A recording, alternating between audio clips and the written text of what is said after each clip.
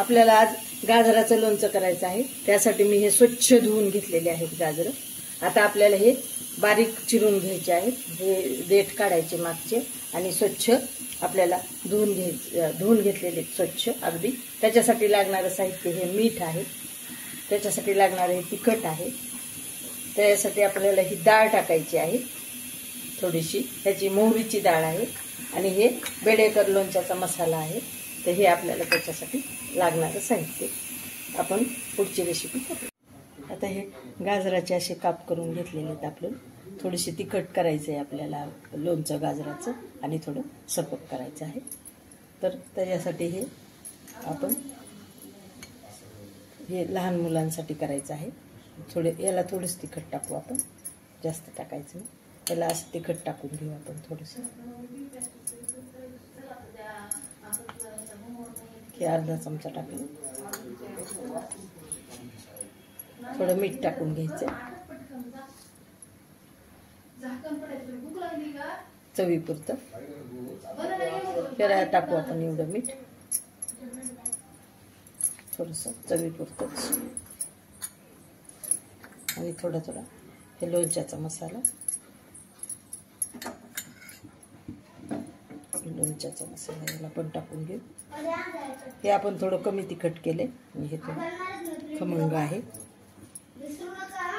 आणि थोडे मोहरीची पूड टाकली याला, याला पण थोडीशी मोहरीची पूड टाकून घेऊ। आपल्याला थोडंसं लिंबू पिळून घ्यायचे, लिंबू एक टाकायचं आहे आपल्याला। ही गुळाची ढेप आहे छोटी, हे आपण थोडी खिसून घेऊ। यामध्ये गुळ घालायचा आहे आपल्याला, हे अर्धी घेतली, याला अर्धी घालू टाकू, याला अर्धी खिसून घेऊ।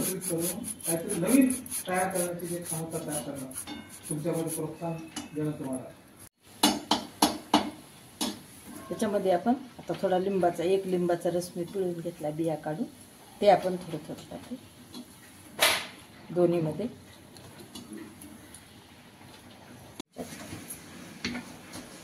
याला थोडीशी हळद चवीपुरती। आता हे आपण मिक्स करून घेऊ चांगलं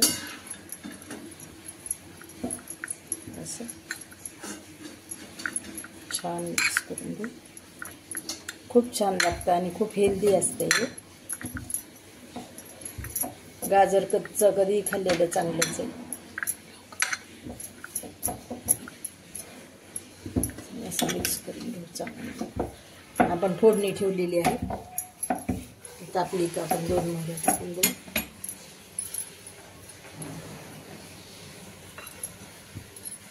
अजून तापलेलं नाही आपलं तेल, तोपर्यंत आपण याला मिक्स करून घेऊ चांगलं।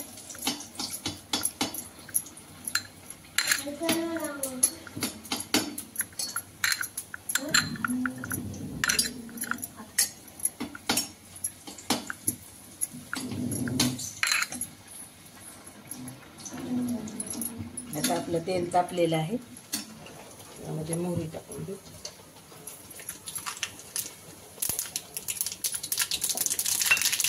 गॅस लहान करून थोडे जिरे टाकू, बंद करून टाकू, फोडणी करू।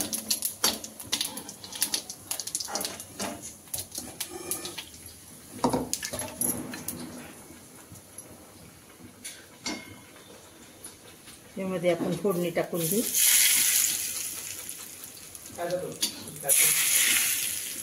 अशी फोडणी टाकून घ्यायची, खूप छान होतं हे।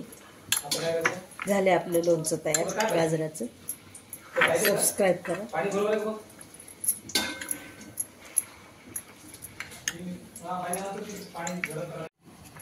आपण हे चांगलं मिक्स करून घेतलेलं आहे। लाईक करा, शेअर करा, नक्की करून पहा। झटपट होणारी रेसिपी आहे आणि हेल्दी आहे, नक्की करून पहा।